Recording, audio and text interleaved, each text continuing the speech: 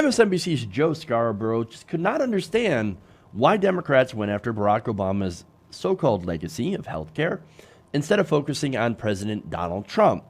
So now here's what the former Republican host of Morning Joe said, quote, "I'm wondering why people who want votes from Democrats spent all last night trashing Barack Obama, saying support of Obama's signature plan, the Affordable Care Act, the greatest step forward toward universal health care in the history of the American Republic.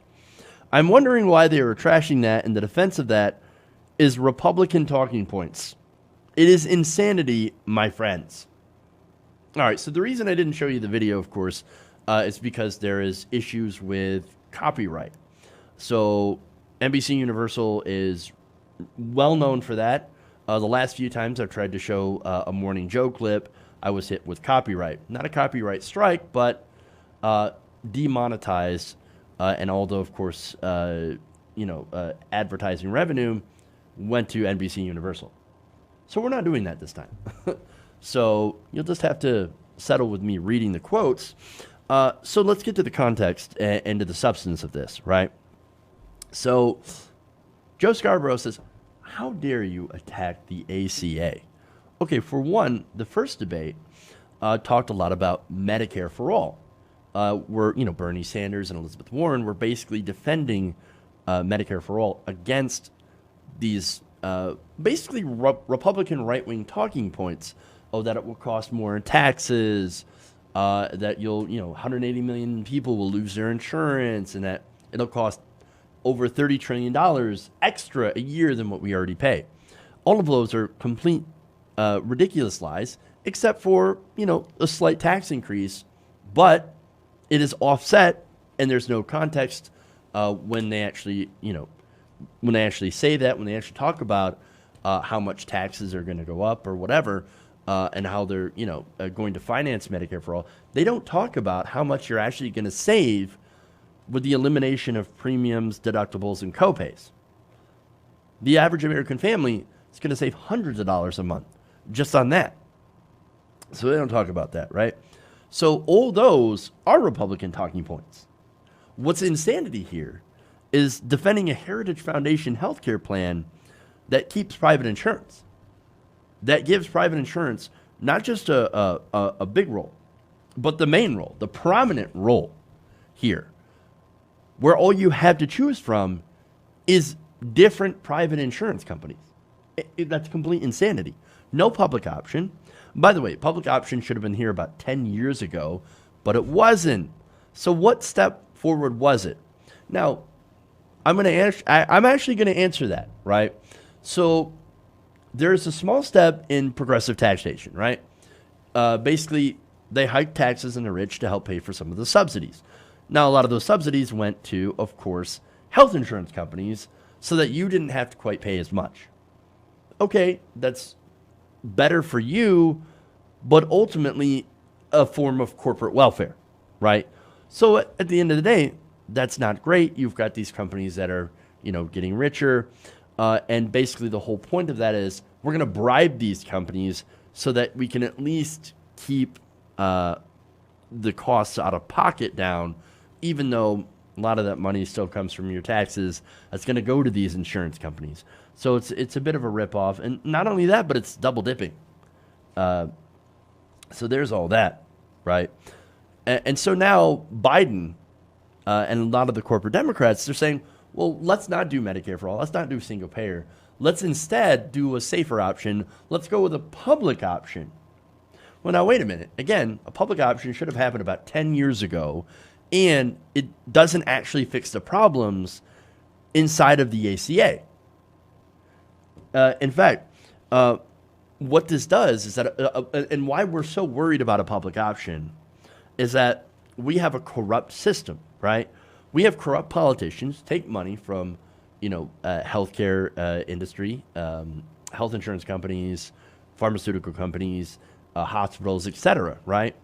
And so you're going to leave the public option, what it covers, up to the mercy of those corrupt politicians who will continue to gut the public option to make sure that as much money as possible is funneled towards these for-profit insurance companies. Well, that sounds like a stupid system, but that's what they're offering. That's what Biden is saying. Oh, that's why we need a public option. That's Harris's proposal, because it's not necessarily actually Medicare for all. It's not Medicare for all if it's not a single-payer system, right?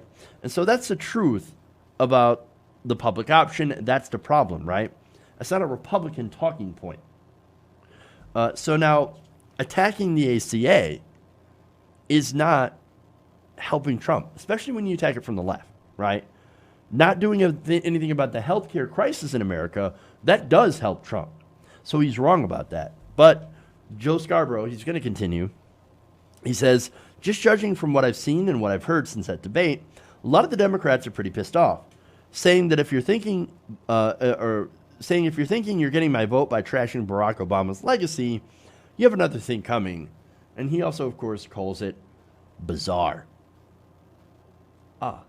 Right.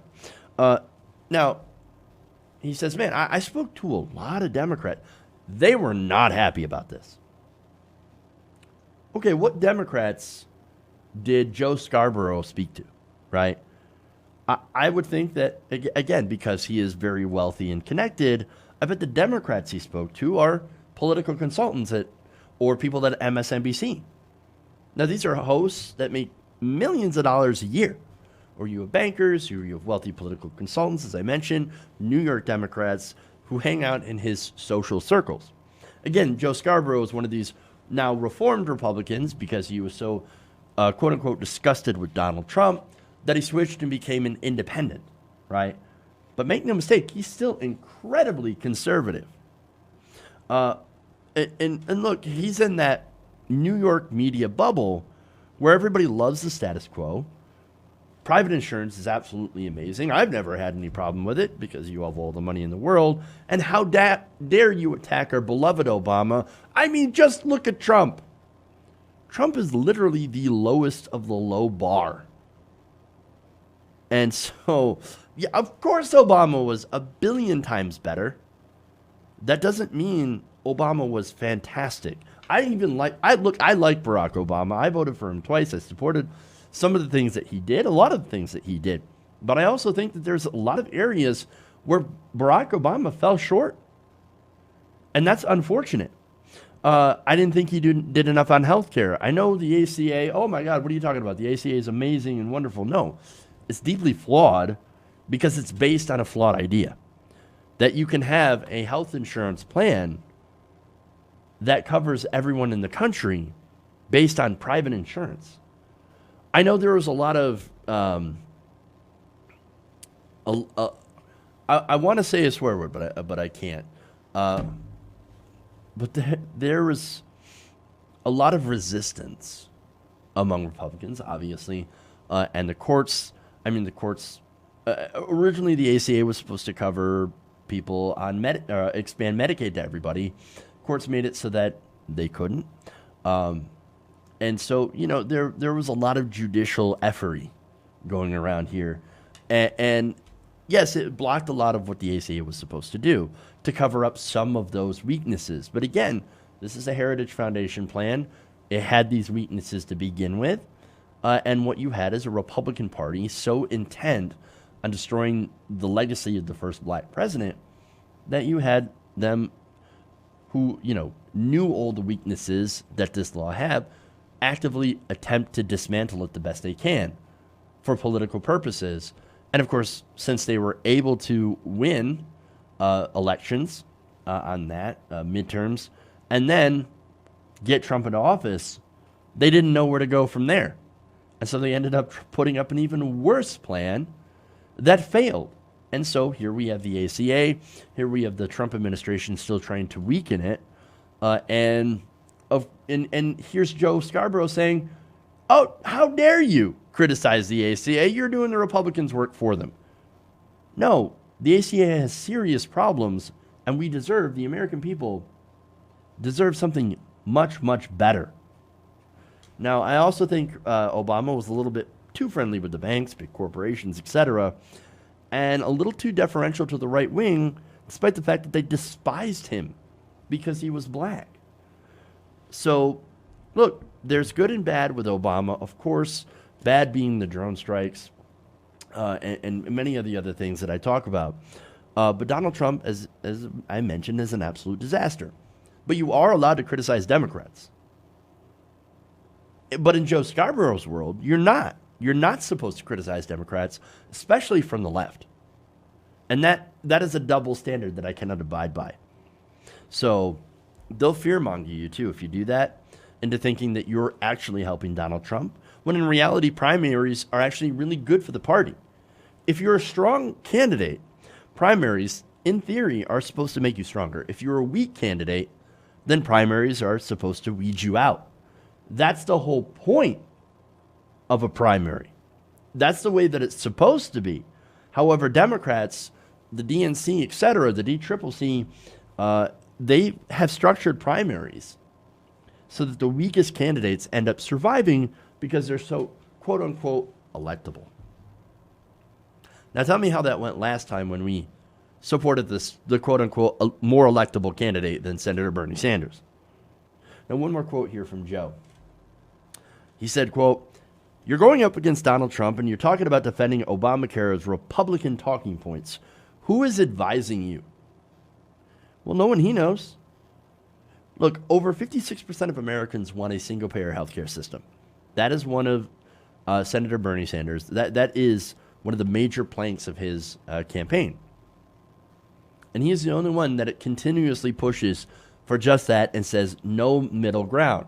There are other candidates that have signed on to Medicare for all, but are too open to private plans or half measures. Bernie Sanders says no half measures, and he has at least half of the country with him. They want a single-payer system. So should we not listen to the majority of Americans who want guaranteed health care? Morning Joe says, nope, not on my watch, man. Let's listen to the donors, the corporate executives, and the loser pundits that go on his show, who said the establishment is great and that Joe Biden, why does Joe Biden not get 100% of Democratic support? Why are these two, Warren and Sanders, continuously among the top two? I mean, look, there's a reason. It's because they're tired of people like Biden, and they're really more tired of half measures. This is why MSNBC is damn near unwatchable. I mean, they have Morning Joe on for 3 hours. Why? Because the establishment loves him. They all tune in and they watch him. And also because he comes out against every progressive idea and has every single establishment hack on to agree with him. This is what MSNBC is. If you think they are progressive, if you think they actually present the progressive point of view, you are absolutely incorrect. You are wrong. And you don't know what a progressive really is. You probably think, oh, no, Joe Biden is a real progressive. No, he's not. And every time he opens his mouth during the debate, you see why.